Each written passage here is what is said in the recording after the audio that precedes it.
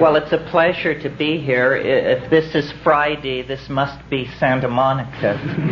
It's sort of been that kind of a week. I'm humbled and amazed to see so many people turned out for this.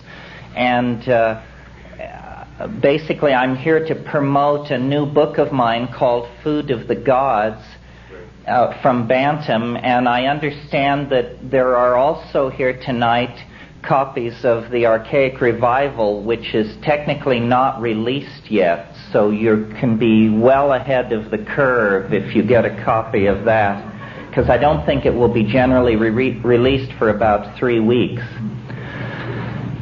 So, let me just say a little bit about this book that I've been working on for a couple of years, and then we can talk about it for a half hour or so, and then I'll sign copies for the hardcore, so to speak.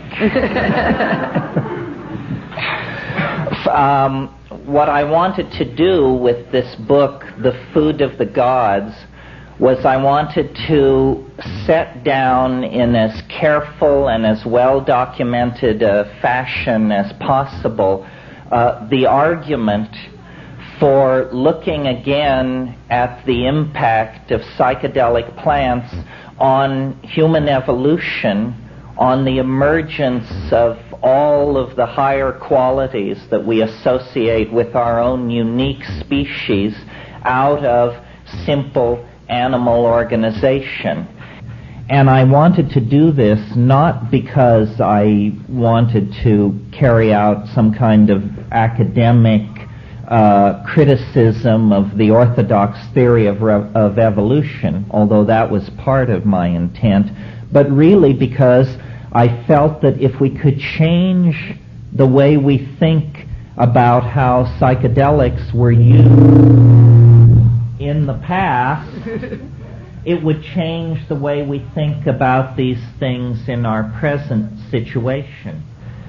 Many of you probably lived through a portion of the 1960s psychedelic revolution, and there psychedelic plants and experiences and drugs were presented sort of as instantaneous psychotherapy.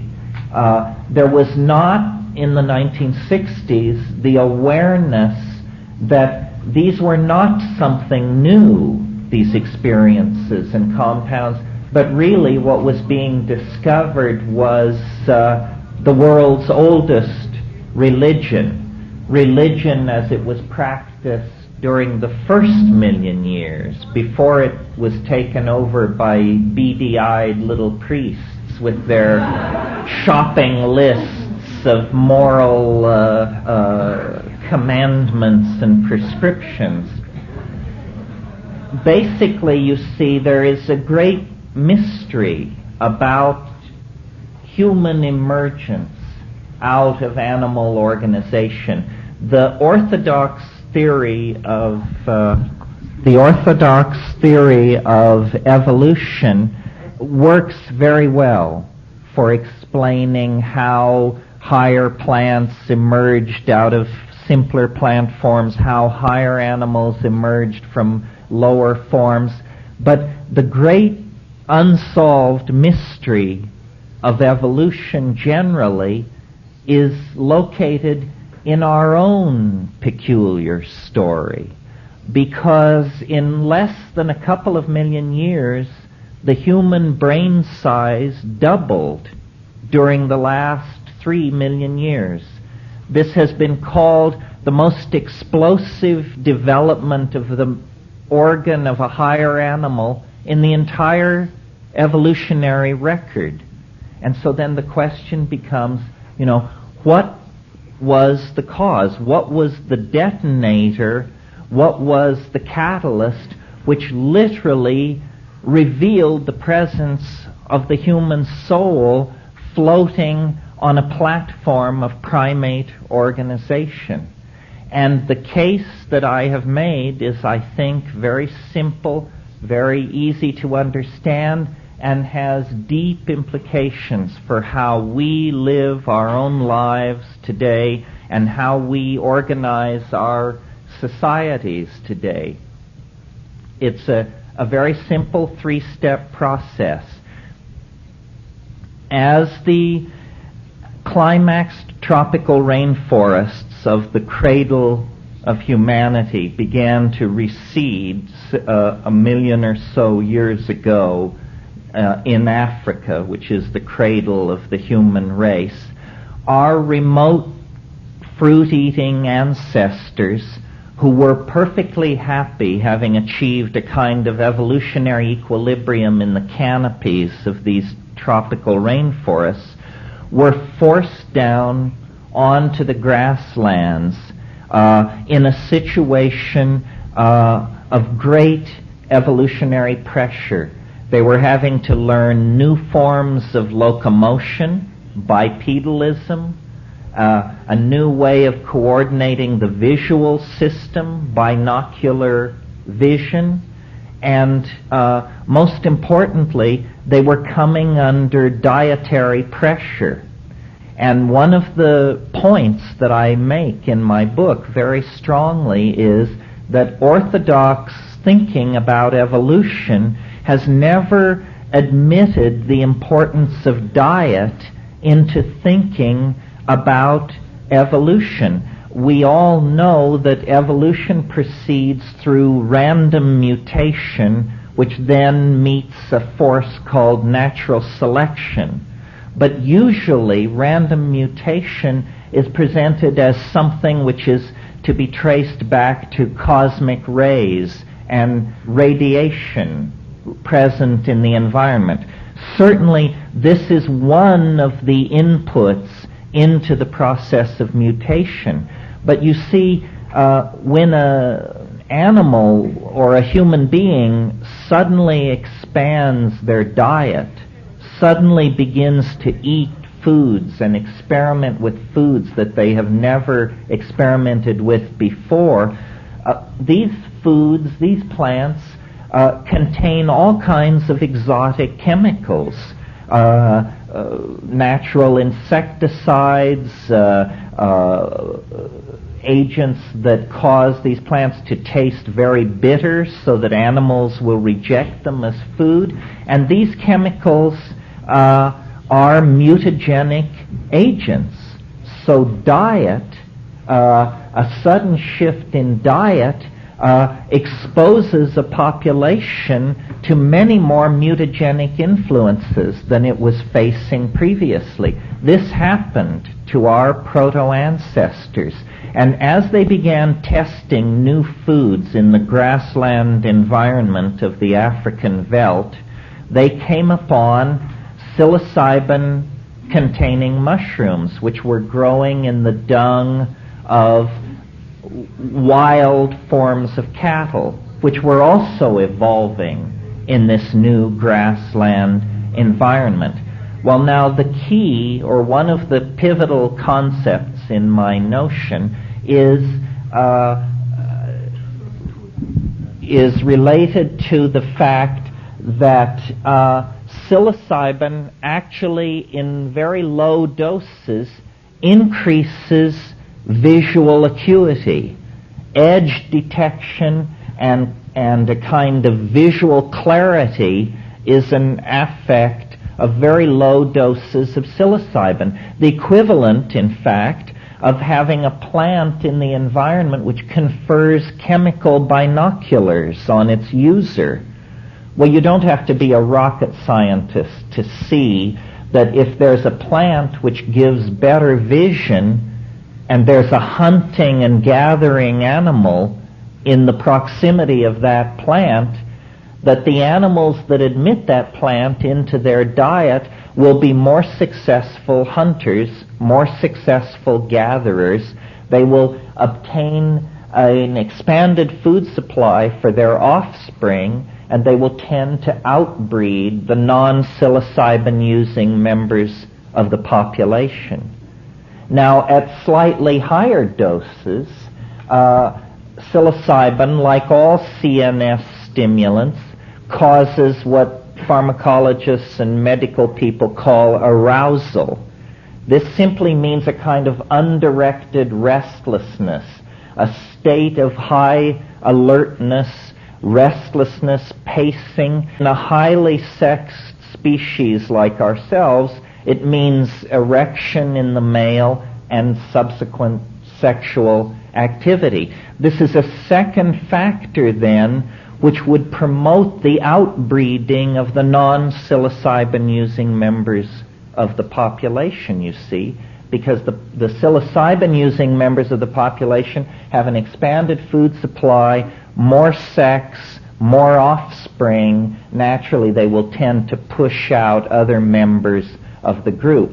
Well, then, finally, at the psychedelic dose level of these mushrooms, you get a very important quality, in fact, the centrally important quality for my argument, which any of you who have ever taken these things have experienced yourselves, and that's what I call boundary dissolution. And here's the notion in a nutshell.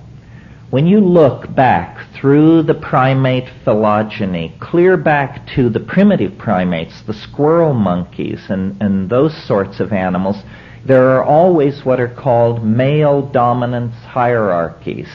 There's an alpha male animal who, through brute force usually, takes the most desirable females under his command and sets his lieutenants over his male lieutenants over the rest of the females. And this is how these monkey societies order themselves. Well, because psilocybin is a boundary dissolving hallucinogen, and because the essence of ego consciousness, which is necessary for these boundary hierarchies, for these dominance hierarchies, the essence of ego is boundary definition. So what I'm actually suggesting in this book is that we self-medicated ourselves into a state of gender equality and partnership, consciously or unconsciously, by allowing this item in our diet which suppressed ego and hence suppressed male dominance hierarchies. And so the ordinary momentum of primate evolution was interrupted. And for a period of about, who knows, pick a number, somewhere between 15 and 50,000 years, ending about 10,000 years ago, we actually lived in a kind of paradise where human beings were at equilibrium and in balance with the earth, where men and women were in balance with each other.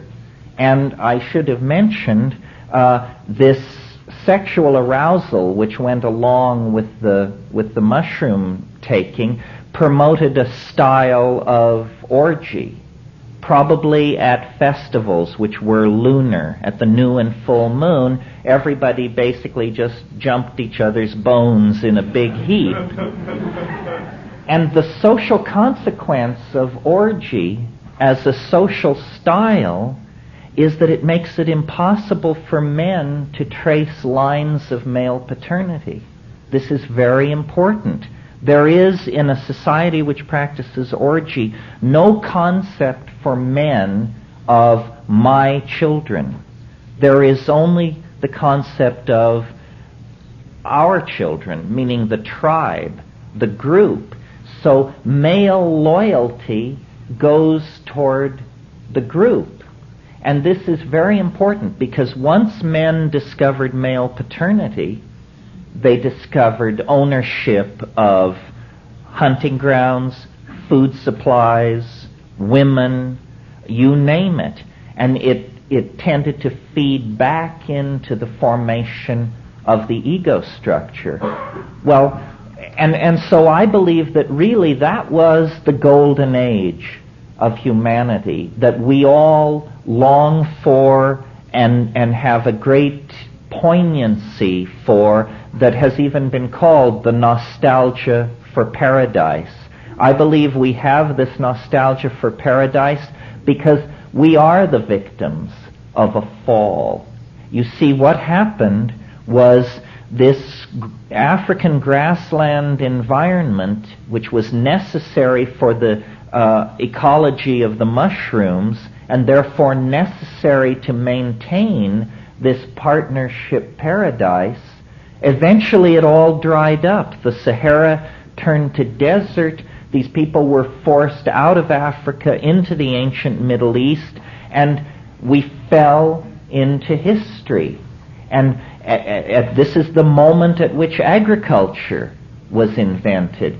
Agriculture, because you have to stay in one place and tend the crops and defend the surplus of these successful agricultural efforts, means the end to nomadism. It means the birth of cities. It means the creation through surpluses of classes of those who have and those who have not. It promotes kingship. It creates the need for standing armies. You can tell the drift here. All the institutions that we associate with male oppression, with hierarchy, with dominance, come into play at that point. So I don't want to spend too much time on this, but just in a nutshell, that situation is the situation in which we were born and came to consciousness. The paradisical situation of gender partnership that then dissolved. It was really a return back to the earlier primate style of male dominance and hierarchy when the mushroom was no longer available. We returned to our old monkey ways, and we have been practicing those monkey ways ever since, even as we reach toward the sequencing of the human genome, the exploration of the solar system, the exploration of the heart of matter. Nevertheless, we do it from a psychologically damaged perspective. Now, the question of drugs. Why, as a species, are we so obsessed and so addictable to so many things? There are a few animals who will break into a compound for fermented fruit or something like that, but we addict to dozens of substances and behaviors. Well, I believe that you can make an analogy to a person who was abused or traumatized as a child. The entirety of human history has been acted out in the light of the traumatic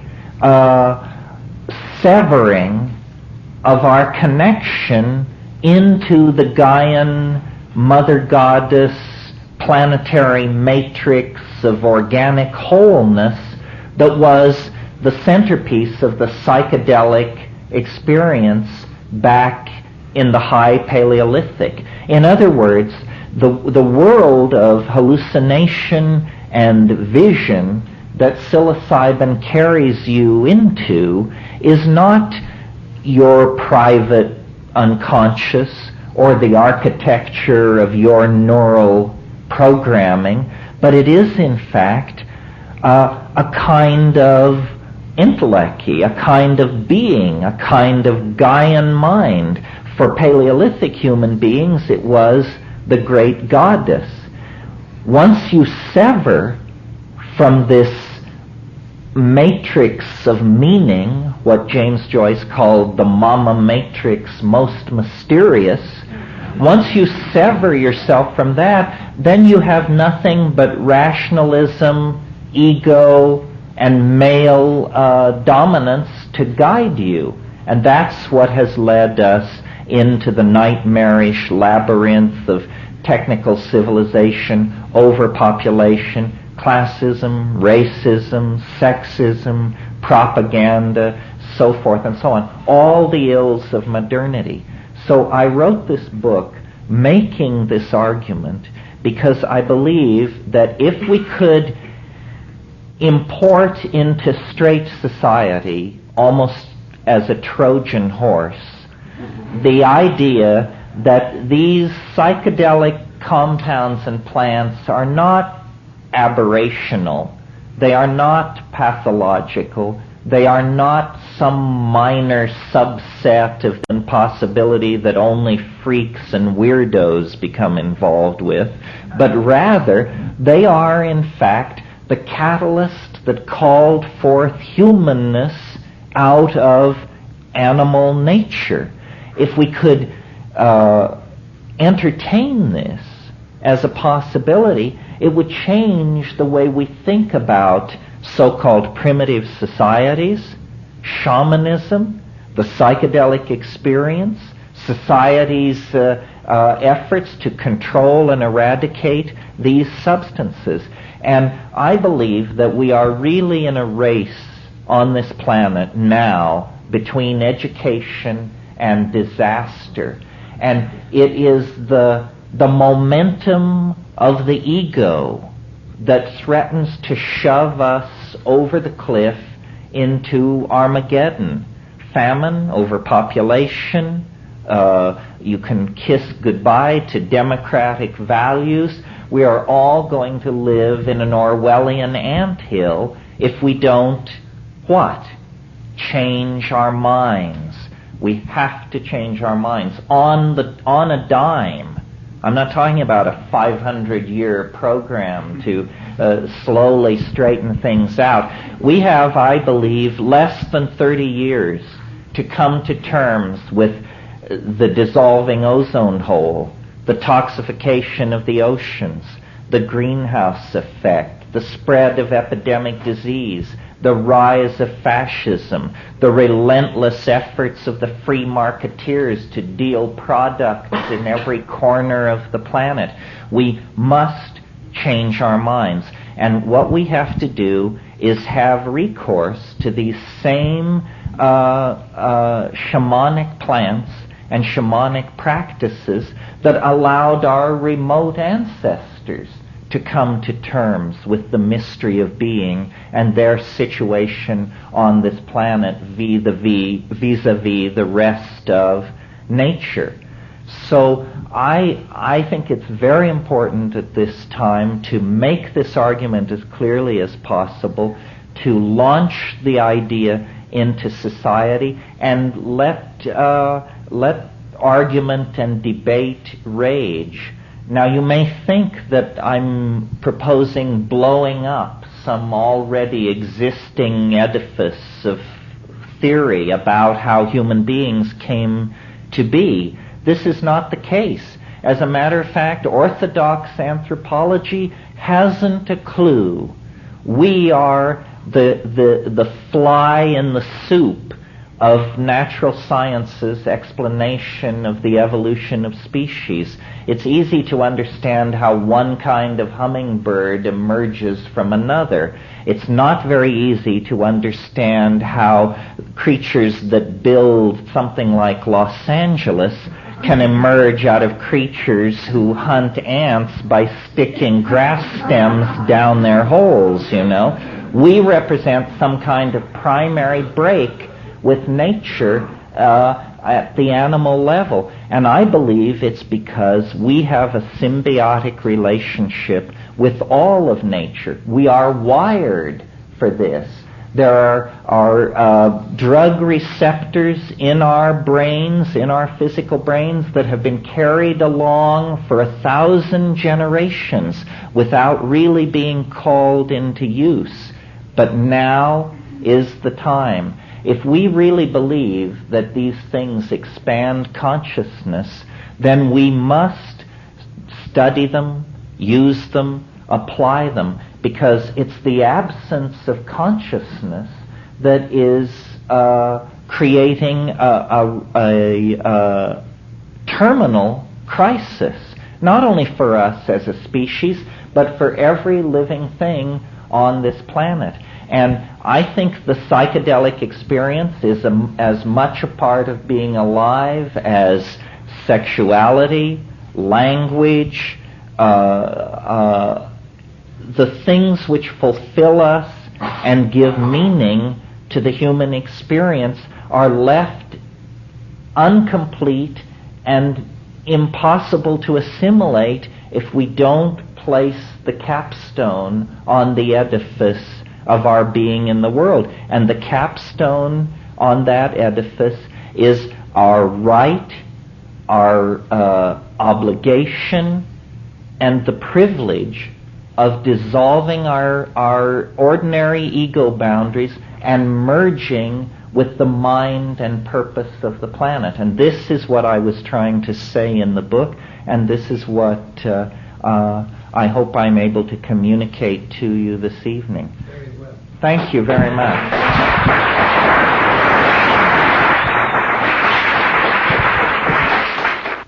Okay, the first one. If you were in jail 20 years ago and you had to choose between Finnegan's Wake and McLuhan books or any drug, which would you choose? How about today?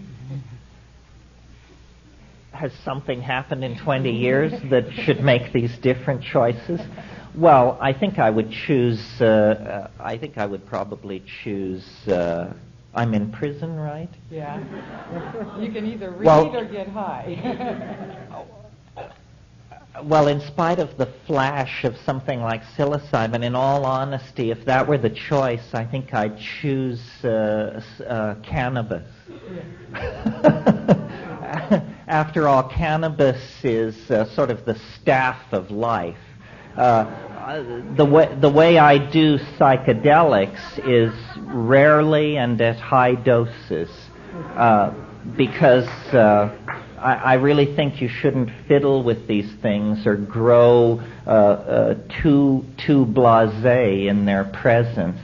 But cannabis is sort of the bridge between ordinary reality and the extremely intense psychedelics. Well, that leads right into this question. What do you know about the ancient history of hemp? Well, probably a lot less than a number of people in this room. Hemp is probably one of the world's oldest cultivated plants, possibly the world's oldest cultivated plant. And one of the interesting things about hemp, which I discuss in The Food of the Gods, is the way in which words, hemp was always a source of fiber as well as drugs. And it's very interesting to me the way the words for narrative are also words associated with weaving, so that we spin a yarn. Lies are made of whole cloth. We untangle a story. We follow the thread of narrative. You see, I think I called the chapter on cannabis in my book The Ballad of the Dreaming Weavers. I think the wonderful thing about these psychoactive substances is that they inspire us to communicate with each other. You know, there are couples who very little passes between them verbally. And if you were to hear probably a recording of your own daily exchanges with the people around you, it tends to get down to the very mundane and minimal. You have to sort of stimulate yourself for there to be a flood of intentionalized verbal communication. And this is what melts barriers between people. I mean, communication is real. It allows one mind to flow into another. It allows viewpoints to leap from one soul to another. I didn't talk about it in my little remarks at the beginning, but I really believe that psilocybin and its cousins were probably responsible for the emergence of language.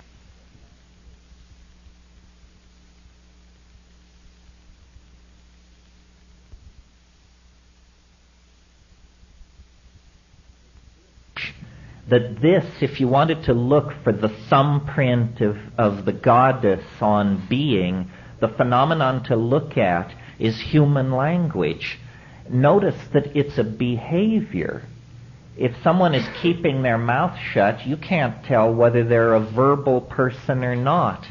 But once someone starts to talk, it's the most extraordinary kind of human behavior. It's that thoughts are downloaded into a symbolic notation composed of little noises, which then sail across acoustical space and are reconstructed in the brain of the listener so that these thoughts are magically reconstructed in the brain of the listener. We take this for granted, but when you analyze it, it's an extraordinarily mysterious, almost you could say supernatural power, which we all exercise all the time. And I believe that this is something which these psychedelics kick-started in the neural architecture of our remote ancestors. Harris, what would you consider to be a sufficient 5 dried grams of Stropharia cubensis.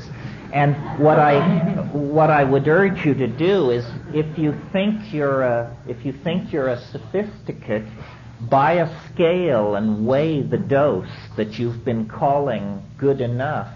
It may stand your hair on end, because there are a lot of people running around who think they know what the psychedelic experience is about, who have only scuffed their feet on the doorstop, haven't even entered into the atrium, let alone explored the cellar, the attic, and the basement of these places.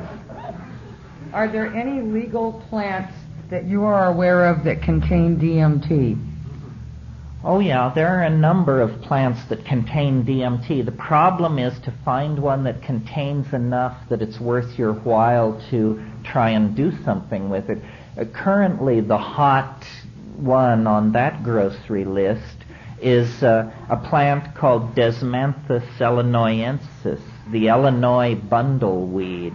It's interesting that it's called bundleweed because there's no history of human usage, but as many of you probably know, a bundle is what a Plains Indian shaman calls his mojo bag. So the fact that it's called bundleweed is fairly suggestive. The outer bark of the roots of that plant contain a very hefty hit of DMT, and you can order it from various exotic plant companies and can experiment with it. DMT has to be smoked. If you take it orally, it will be destroyed by an enzyme in your intestines, so it has to be smoked in most situations. At the end of your book, Psilocybin Magic Mushroom Grower's Guide, there is an ad for ordering cubensis spores. It says, void where prohibited, California. How can we order them in California?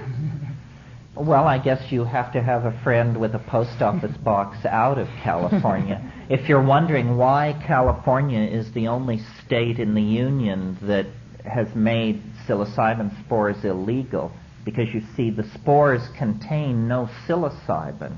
It isn't illegal because it contains psilocybin. It's illegal because you can grow mushrooms from it.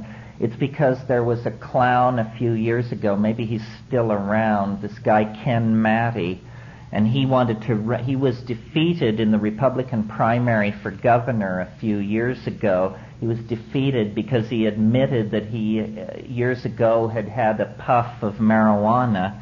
And so after his defeat in the Republican primary, he went to his staff and said, I've got to get some anti-drug legislation associated with my name. See what you can come up with. And the best they could come up with was a pissant bill to make mushroom spores illegal. So we all have the privilege of living in the only state in the Union that has seen fit to guard you from this hideous menace. If hallucinogenics caused mutations in the consciousness in the past, do you think they are doing so in the present? And if so, or if not, what do you see as the future of consciousness? Well, you know, the human physical form seems to have stabilized about 50,000 years ago, right around the time that language began to emerge and culture began to take hold. And it's thought that once you possess language and culture, then change, mutation, is transferred into the cultural domain. That's why we haven't changed physically very much in the last 50,000 years, but our cultural changes have just been lightning fast. I mean, we have fashions which don't even last 6 months before we move on to the next one. I think that the way I think about these psychedelics is that they are like catalysts for the imagination. And what that means specifically is they are catalysts for language. Language is somehow the new body of mankind. And so what we have to do is change our language. And some of you who lived through the 1960s probably know that the major legacy of the LSD era, still with us, is that it empowered certain shifts in language, certain concepts that previously couldn't even be articulated. I mean, these things come in for a lot of being sneered at by straight people, but nevertheless, notions such as the vibe of a situation, or ego tripping, or laying a guilt trip on somebody. I can remember, in most cases, the very first time I ever heard each of these phrases, and how it was like something clicks in your mind. You say, I don't understand what this person means, and then you say, oh, they mean something that I never before knew how to indicate. And then you try it out and use it yourself. We cannot evolve any faster than we evolve our language, because you cannot go to places that you cannot describe. So somehow the description comes first. The compass needle must be set on a linguistic goal, and then the culture can be steered in that direction. And I think that part of the way I see my book is I'm introducing new linguistic models for reality and human evolution. And if they are good models, I believe ideas are just like animals. They compete in an environment of natural selection. The good ideas, the swift and strong and clean ideas, will triumph over the slow, the muddled, and the incomplete.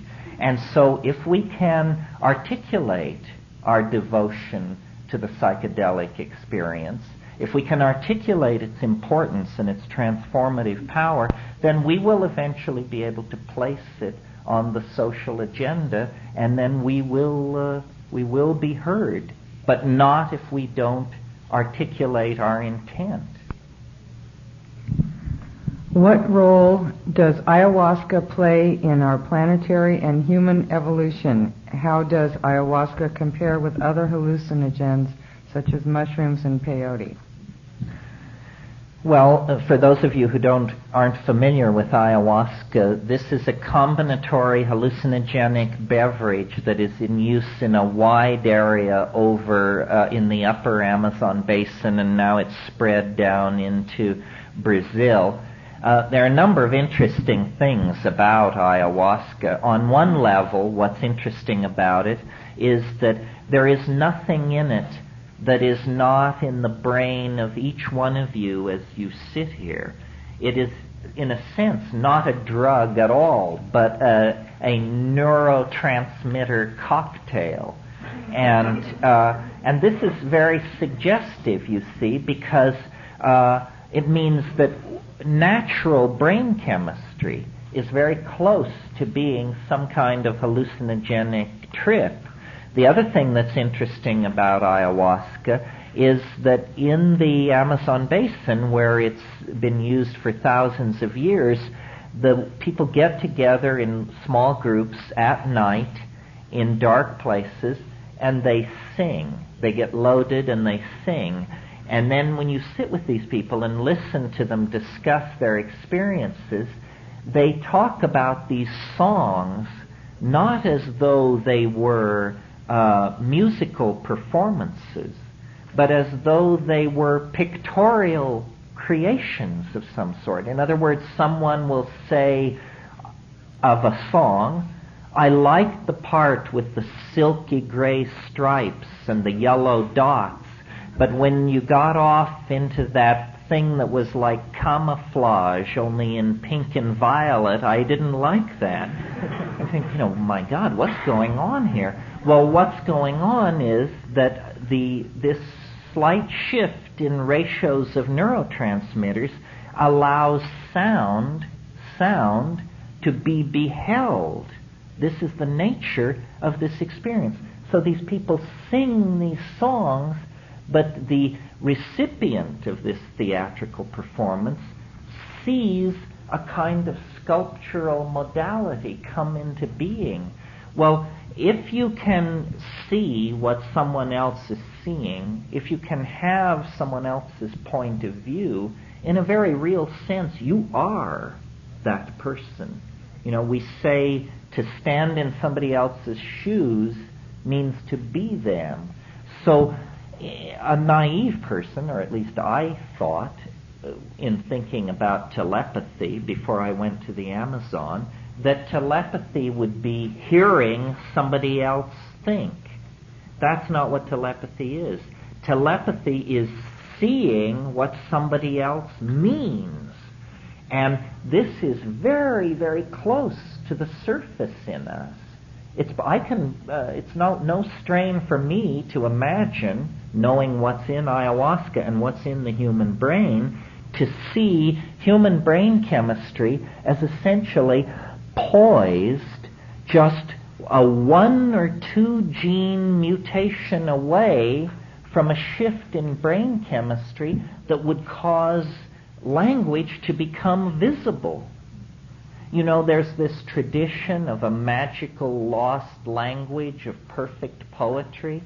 It's said that the ancient Irish and other Aboriginal peoples possessed a poetic language so powerful that to hear these poets perform was to literally be swept into the worlds of their recitation.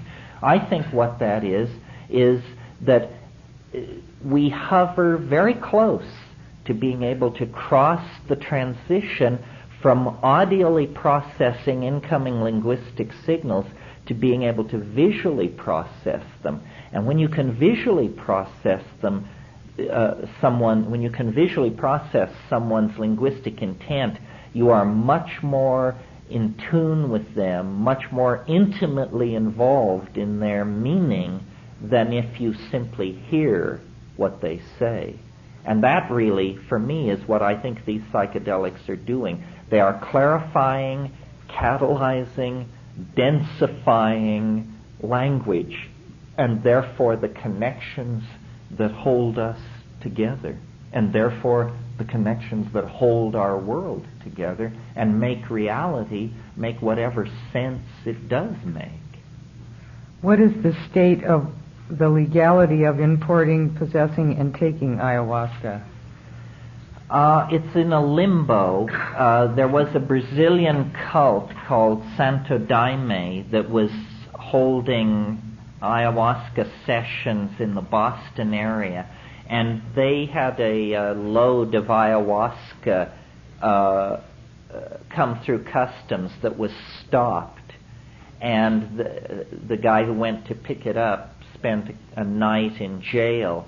But when it was all sorted out, a judge took a look at it, and basically, since nobody knew what it even was, they were given a slap on the wrist and told not to do it anymore. So it is in a kind of legal limbo. DMT, which is what makes ayahuasca go, is a Schedule 1 drug. It's in that hardest of hard drug categories where they put all the psychedelics, heroin, and very little else, not even cocaine.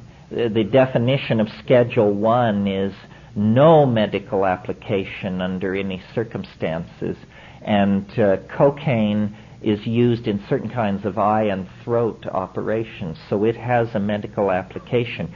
Drugs like psilocybin and DMT were made illegal in 1966 and 67 without any scientific evidence being offered that there was anything wrong with these things, without any record of emergency room admissions or any medical problem whatsoever.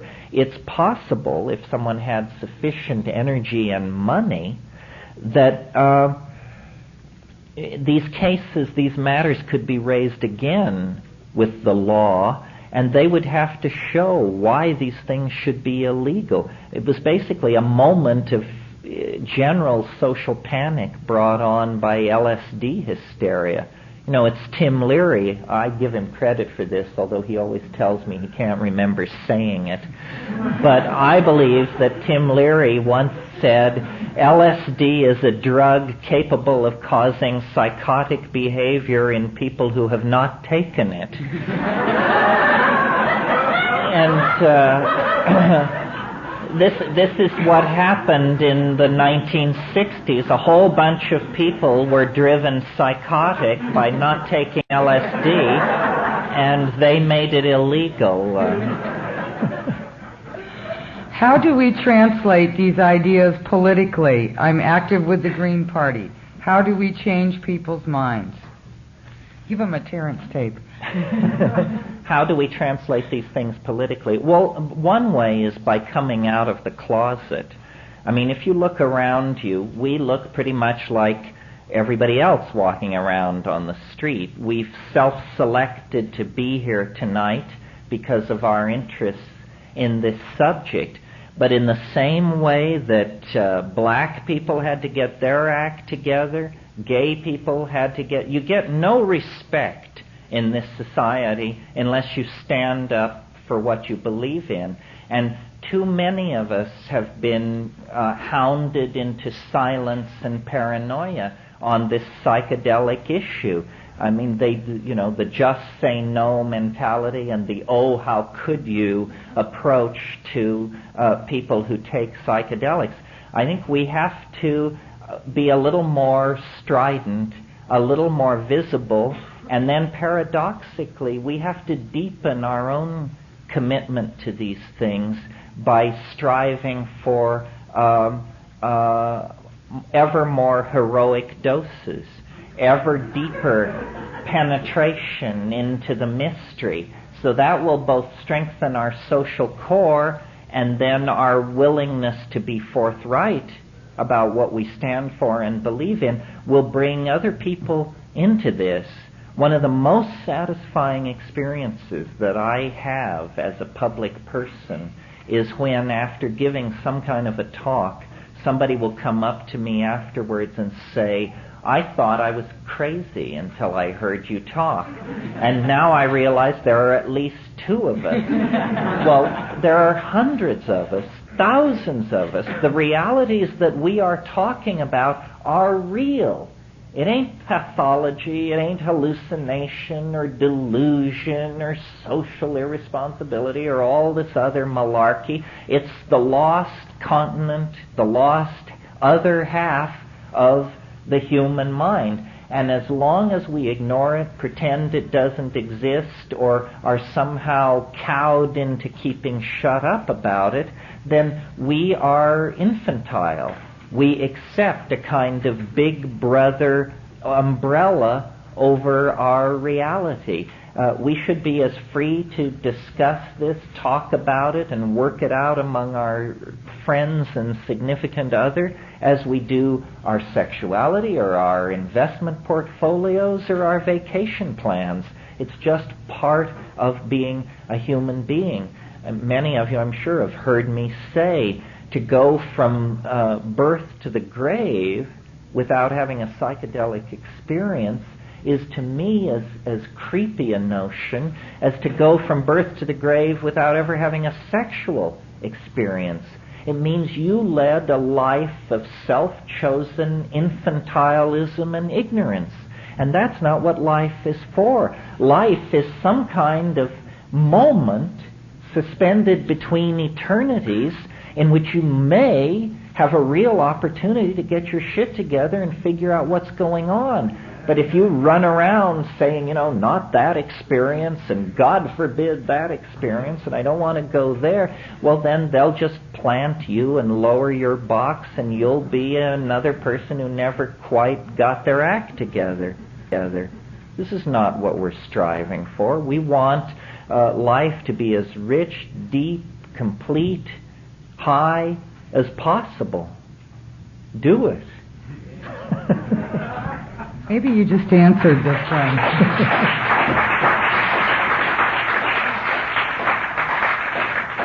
What are the things that give meaning to the human experience? Sex, drugs, and rock and roll. And higher mathematics. Do you think hallucinogenics should be used for initiating young people into adulthood? Well, you mean like some kind of initiation into puberty, as in Aboriginal societies? I think one of the things that we can do is get straight with our children about this. And one of the most, to me, disappointing, I don't know if disappointing is the word, but anyway, it's very bad to encounter hip people who say, gee, we'd like to twist up a bomber and get you loaded. Can you wait till the kids are in bed? In other words, these people are living some kind of schizophrenic existence. They can't get straight with their own children about their relationship to consciousness alteration. And I think that what we need to do is be able to be proud enough and forthright enough about what we're doing to hand this stuff on to our children in a responsible manner. It's far better to get your kids familiar and able to navigate with something like cannabis than to turn them loose in the world of high-density media images, alcoholism, speed, tobacco, so forth and so on. If we can bring our children up in an acceptance and a sense of being comfortable with these dimensions, then we really have performed a great service. I dare say there are probably only a handful of us in this room who learned about psychedelics from an exemplary set of parents. I certainly didn't. And imagine what a difference it would have made. So this is something we can do for our children. As to what age, under what conditions, this has to do with, your style, your kid's style, so forth and so on. But as long as we're so guilt-riddled and off balance on this issue that we can't even admit to our kids what we're doing, why, I think the establishment is going to have us right where it wants us. One more? Okay. One more. I have a trellis of heavenly blue morning glories. After harvesting the seeds, what is the recommended dosage and what are the expected effects of a therapeutic dose? Thank you. The first psychedelic that I ever took was heavenly blue morning glories. I have a soft spot in the bottom of my stomach for it. Well, what you do is you grow the morning glories, and then they will form these seed capsules, these little tear-shaped seed capsules in the late fall. Cut down the whole morning glory after these seed capsules have gotten quite large, and then put it in a big brown paper bag and set it somewhere where the sun can bake out this bag, and usually the little seed capsules will spring open and shed the seeds, and you can just pour the seeds out of the bottom of the bag, or if a few don't get loose, then you can beat on the sides of the bag, and these seed capsules will break open. You can just pour the seeds out. Now, morning glory seeds do contain an emetic, a sickening agent called ester coumarone, and that's going to cause you some nausea in the first hour. And what you do is you take, and now this is a committed dose, we're not talking, we're talking, this will definitely rivet your full attention. Take about 225 seeds, grind them up in a coffee grinder or something like that, and I always used to put them into a milkshake or applesauce, because what you end up with is a fairly dauntingly large pile of kind of crumbly, dry, bitter, evil-smelling stuff, which you've got to get down. So put it into some applesauce or something like that, and then on an empty stomach, in silent darkness or out in nature. And this is not to be underestimated. This is not some kind of, gee, if only we had the real thing kind of strategy. This is the real thing. And wonderful hallucinations of, in my case, the motifs of the Toltec and Aztec civilization that actually utilized these things, which, raises other questions we could discuss another time. But that's a word of caution. Don't go out now and buy a bunch of packages of these morning glory seeds and grind them up and take them, because these weasels who sell these seeds have soaked them all in a poison. They've soaked them in a poison, a fungicide. It says right on them, not for human consumption. They're not just whistling Dixie. That's why you have to grow your own crop to get a clean crop of these things. And then you have a ticket to ride. Thank you very much. Thank you, Karen. I want to thank the Phoenix Bookstore